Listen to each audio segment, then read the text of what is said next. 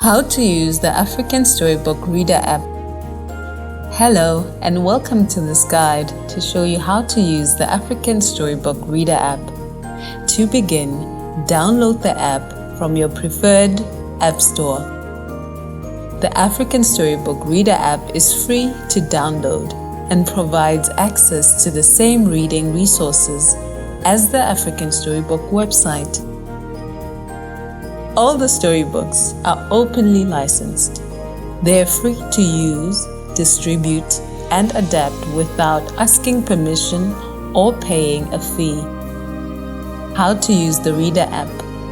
In the app, go to Explore to find storybooks to save in your library. On the Explore page, you will also need to choose a language to see the storybooks. On the Explore page, in the white space at the top of the screen, you can click to open the language list. You can also go directly to the menu at the top right corner of the screen.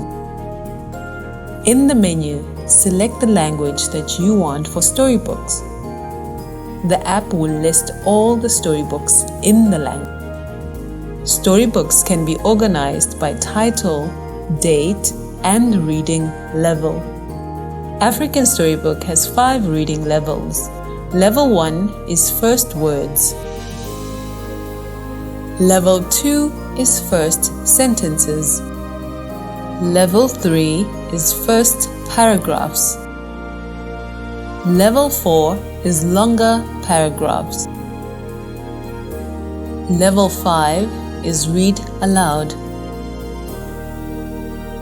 You can also search for storybooks by using a keyword. The app will list storybooks with that keyword. Tap a title in a list of storybooks to download that storybook. The storybook will automatically download into your library. You can fill your library with storybooks to read offline. And that's it for now. You can access the guide section of the website for information on how to use the African Storybook Reader App.